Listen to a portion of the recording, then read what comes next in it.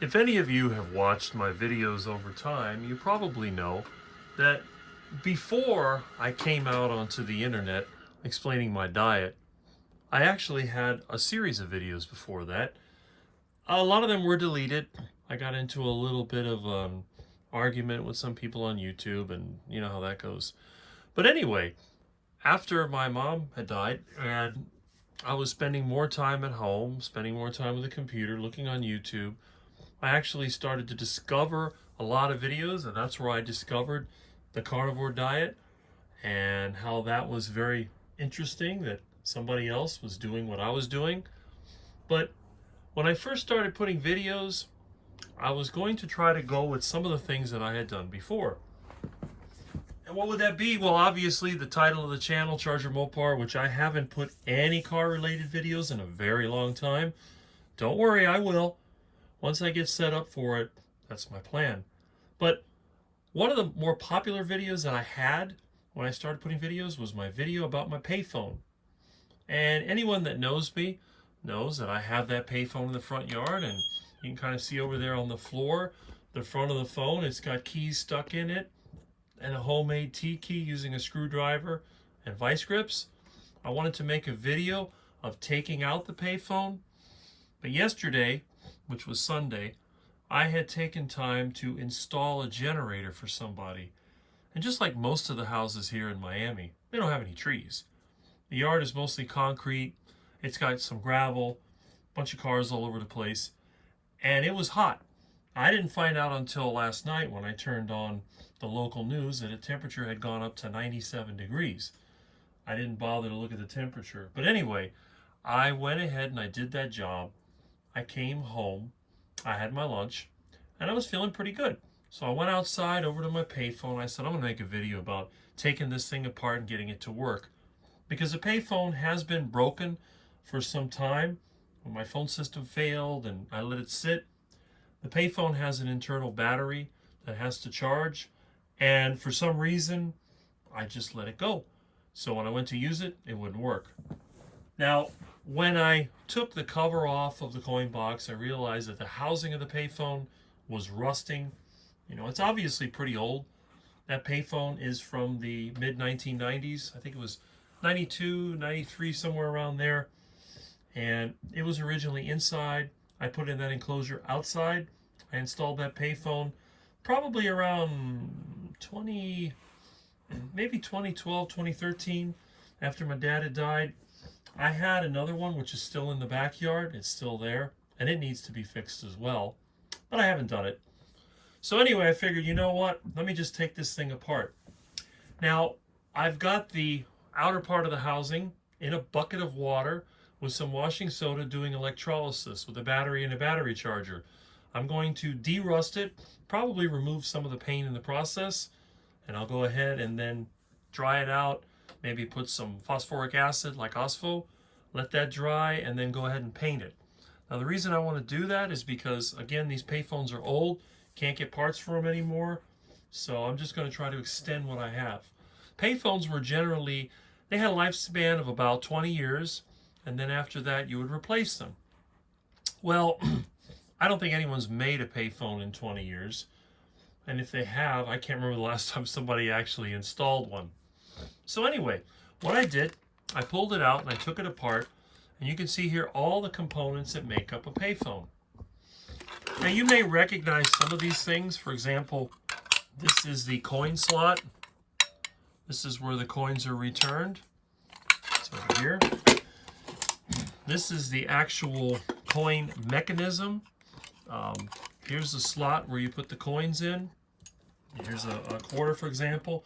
You put it through here, and then it passes through. Well, it should pass. There it goes.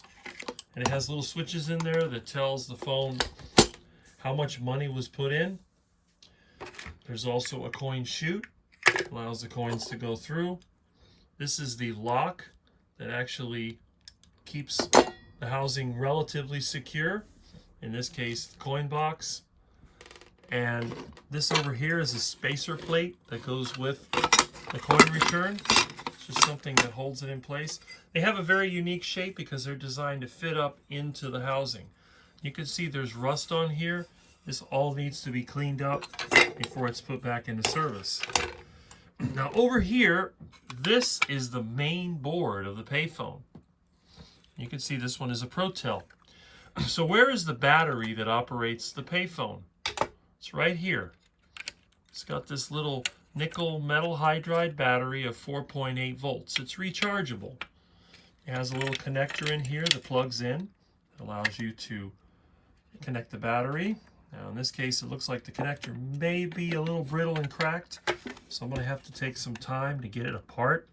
Oh, wait a minute, maybe it'll come out. There it goes. And here it is. It has 2 terminals. So what I'm going to do, I'm going to get a 5-volt power supply, and I'm going to hook this up, and I'm going to let it charge. I'll go ahead and check it with a voltmeter, see what the voltage is. It's probably somewhere between 2 and 3 volts because it's been sitting for so long. But after this is charged up, then it has enough power to power this circuit board. Now this thing contains microprocessors. It also has transformers and capacitors that allows it to interface with a phone line.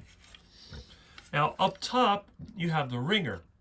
Now many payphones use an electronic warbling ringer that goes or whatever. This one actually has a bell because it was the one that was used with the Western Electric housings. And when this rings, it actually rings. Over here is where you make the connection. These are the input wires to the phone. They're called tip and ring. That just refers to the position on the connector. So, you'll have a tip and ring. Usually it's like a green and red wire. And this stores information behind this little cover here, this little jumper. There's actually a microprocessor and a memory unit. This is a programmable board. And what it does, it stores information telling you how much a call should cost, how long a call can go, what's the additional charge if you want to talk more than a certain amount of time, and that's what it is. Now, as you know, at the time these phones were popular, it was 25 cents, then it became 35 cents, then eventually 50 cents, and I think in some places that still have payphones, it may be $1.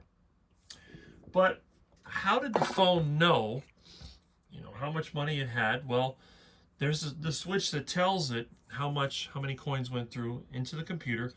But this is where the coins would fall. Once they fell through that coin mechanism, they would drop into here, and they would be reserved right here in this little chamber. Now, if you look inside the chamber, there's a little plastic door that holds it.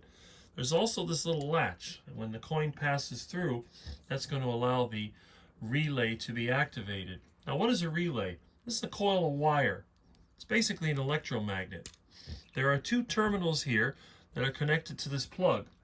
This plug goes over here to the computer board. You can see that this connector has 2 wires on it. There's actually 2 connectors. The other one is for an optional switch that tells the computer when the coin box has been opened. Not all of them have it, but some of them do. Now, the way this works is that when this relay is activated, it moves this mechanism like this, and the coin drops through. Now, one thing that's interesting is on the Payphone, you have 2 places the coin can come out. One where it drops straight down, and one where it comes out the side.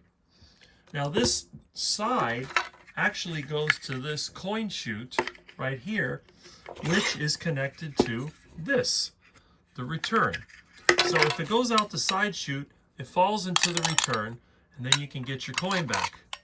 This is what happens if for some reason the call doesn't go through, or if it goes through and it gives you a busy signal. There's actually a timer in there along with a detector. In this case, it's in the computer, but in the old days, it used to be at the phone company's central office. So one question I've had is, how does this know whether to send it to this chamber or this chamber? Well, there's actually a little door in the middle. It's sort of like a little gate. And what it does, if it goes this way, the coin is going to drop down to the coin box and be kept in the phone. If it goes this way, it's going to drop through and it's come to the return. Okay, so when this goes through, it goes out. All right. And the way this is done is by a really hard to see little mechanism.